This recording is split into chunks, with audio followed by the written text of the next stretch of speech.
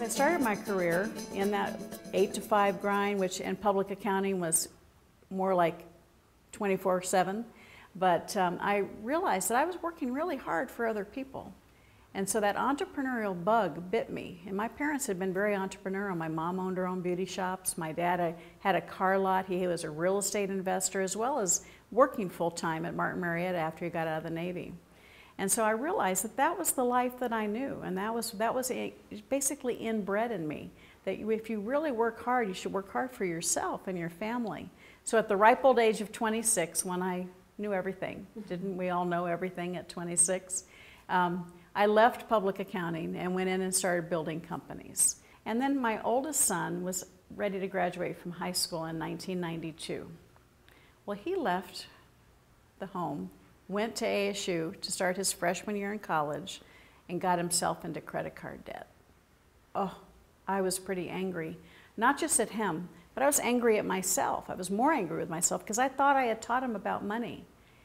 But apparently I hadn't taught him enough, because when I went to school, there weren't credit cards. So I taught him everything my parents had taught me, and he was with me when I used my credit cards. He wasn't with me when I paid them off every month. That was 1992 when he got into credit card debt. And that was the day that I dedicated my professional life to the pursuit of financial education and financial literacy. 1996, I met Robert Kiyosaki. We released and published Rich Dad, Poor Dad in 1997.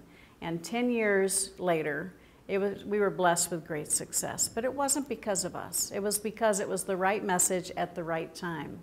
People needed hope. They needed how to get control of their financial lives.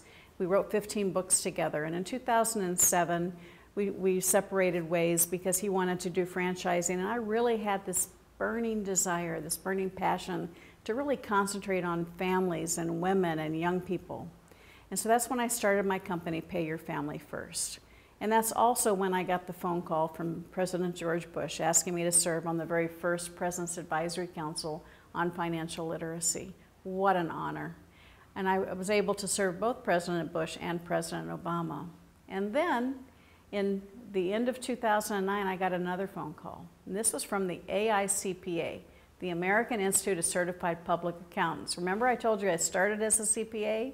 Well, full circle, 32 years later, they asked me to be their national spokesperson for financial literacy, and that I still serve as that role.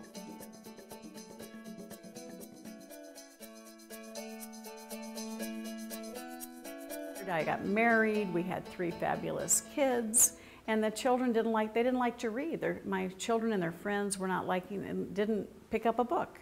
And I was really upset with that. And I had met the inventor of the first talking book, you know, the books with the sound strips down the side.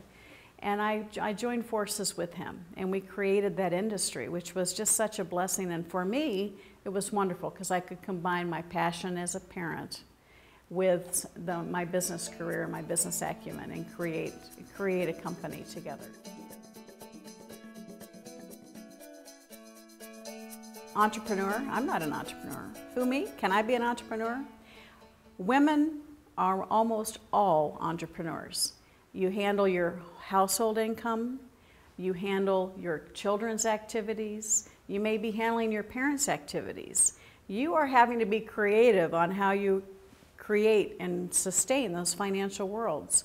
If you run a fundraiser for your church or a fundraiser for your kids' school, you have started, run, and finished a business.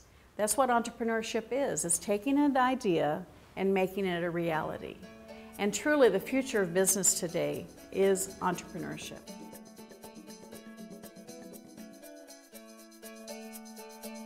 When we started Pay Your Family First, it was really to concentrate on affordable and experiential products that could help women, families, and young people not only have the skills they need, but give them the courage to keep going.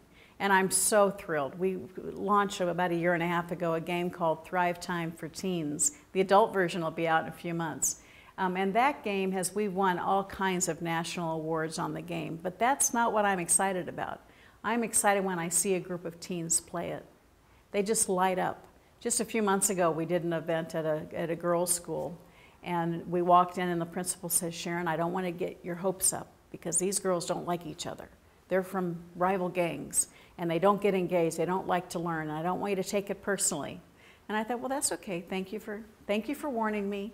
And so 20 minutes into the gameplay, she's sitting there with her eyes like this and her jaw on the ground saying, I can't believe this, I've never seen them engage. They were laughing. Girls who hated each other from rival gangs were actually laughing and talking to each other because they said, I get this. This I need to learn. This is real life. Why aren't they teaching me this in school? One young girl says, my parents need to learn this. Another one says, I'm never getting a credit card. Another one says, well, I'm going to pay off my credit card.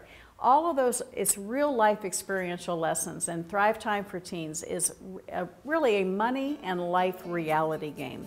We don't just talk about money. We talk about how you use your money, but it's also equally important as how you use your time.